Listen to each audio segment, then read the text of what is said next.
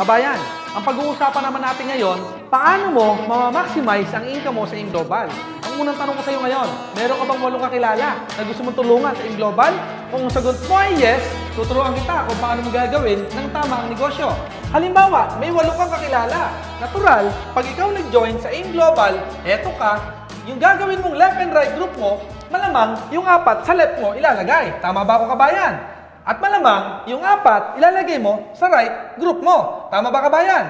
Ang maganda nito, kabayan, yung 8 na to, pag lumaki grupo, of course, ang pwede mo kitain, bawat araw, maximum 24,000 pesos per day. Ito yung unang opportunity na pwede mong gawin, kabayan. Mag-join ka at mag-recruit ka ng 8, ganito gawin mo. Pag lumaki network, ang potential income mo, 24,000 a day. Merong number 2 opportunity, kabayan. Kasi kung merong maganda, merong mas maganda. Paano yon? Bigyan ka ng idea. Kung ako halimbawa, bibili ako o magka-franchise ako ng isang magandang kumpanya, let's say Jollibee, sabihin natin, 3 binili ko, bumili ka din ng isa. Pareho ba negosyo natin? Pareho. Pero sino mas malaki kikitain? Akong 3 binili o ikaw na isa? Natural, ang sagot, ako malaki kikitain. Tingnan natin sa Global, sa number 2 opportunity na pwede mong gawin, ang pwede mong bilhin, 3. Paano yon? Ikaw yan.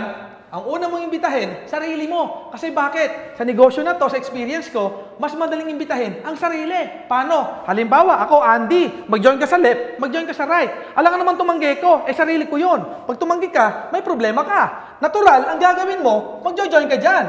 Malamang, yung left, ikaw yan, and yung right, malamang, ikaw din yan. At pag nangyari yan, ang kailangan mong tao ilan?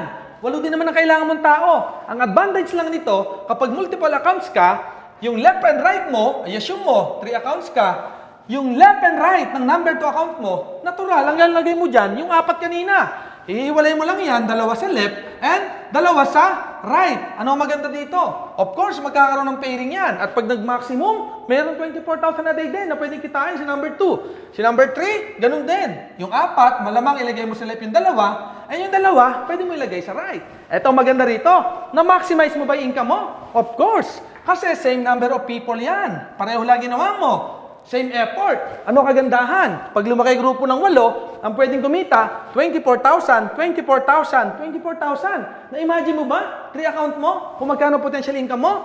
Kung yung hand mo, yung 1 slot mo, 24,000 a day, yung 3 accounts mo, pwedeng kumita 72,000 pesos per day. Kabayan, alin maganda? Yung nauna, yung pangalawa. Natural, ang sagot mo dyan, yung pangalawa. Ito, mas malupit. Yung pangatlo na ipapakita ko sa iyo. Bakit? Sa pangatlong ipapakita ko sa iyo, kabayan, ang maganda rito, ang pwede mong bilhin, maximum, 7 accounts or 7 headers. Anong maganda rito? Tingnan mo, kabayan. Same effort. Ang gagawin mo nga lang dito, instead yung left and right mo, 3 o 2 lang. Ngayon, ang pwede mangyari, pwedeng 7 ang bilhin mo. Paano yung Sir Andy? Simple lang. Ang gagawin mo, yung 7 accounts, pwedeng ipangalan mo sa iyo. Kaya lang ang tanong, Sir Andy, magkano kapital ko? O di time is 7. Napakadali. Ang maganda ron, bawi din naman yung nilabas mo. May produkto na pwede kang benta or pwede mong gamitin yung iba. Ang maganda, kabayan, 7 account. Tingnan mo ha, ilang tao ang kailangan mo para mapuno yung 7 accounts. Ang kailangan mo, 8 tao lang din. Gaya ng ginawa natin kanina. Paano yun? Nag-7 accounts ka. Natural, ang gagawin mo dyan, kabayan, yung 8 ilalagay mo sa ilalim ng 7 accounts. Paano yan? Tingnan mo. 1, 2, 3, 4, 5, 6, 7, 8. Ibig sabihin, same number of people. 8 din ang kinuha mo. Pero this time, pag napalaki mo, yung network ng 8, ang kumikita sa'yo, 7 accounts na maximum 24,000 a day. Or total of 168,000 pesos per day. Kabayan, malamang, siguro ngayon, nag-iisip ka na kung ilang account ang bibilin mo.